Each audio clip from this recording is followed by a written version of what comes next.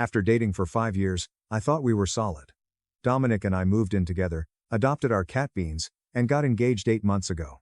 Our October wedding was set. I was deep in planning venues, caterers, honeymoon while Dominic mostly nodded and said, "Whatever you want." Then the comments started. When I showed him wedding options, he'd say things like, "That's a lot of money for one day."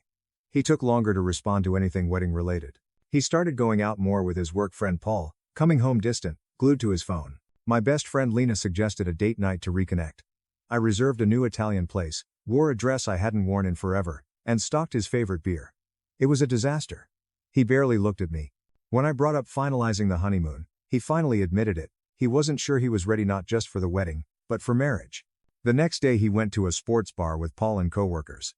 A few hours later, his coworker Kyler texted asking if I was okay. When I called, he hesitated, then told me what happened. The guys were teasing Dominic about being tied down, and Dominic drunk laughed and said, "If you were prettier, I'd be more excited about marrying you." I cried in my car for 20 minutes. The next morning Dominic tried his apology breakfast routine, coffee and bacon like that could erase humiliation. He downplayed it as guy talk, and a stupid joke. I grabbed my purse, took Beans into the bedroom, and left for my brother Elliot's place. Dominic flooded me with apologies, but nothing could unhear that sentence. Then his mom called. Valerie was crying and asked to meet urgently. I was bracing for excuses. But Valerie didn't defend him. She told me the real reason Dominic had been acting strange. Maria, a new project coordinator at his company. Dominic had developed feelings, maybe not physical, but enough to make him question everything.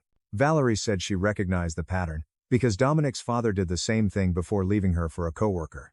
She refused to let me be blindsided. Maria later reached out herself. And the twist? She wasn't my enemy. She showed me their texts, mostly work, nothing romantic. She had a boyfriend. She said Paul had been stirring it up, pushing Dominic to explore options, using her name like bait. A family dinner finally happened. Dominic, Valerie, Karina, and even Paul. The truth spilled out. Paul minimized it as jokes, Dominic admitted cowardice, and I realized the real damage wasn't Maria. It was the dishonesty, the disrespect, and 5 years of me being treated like a safe default. So I said it quietly.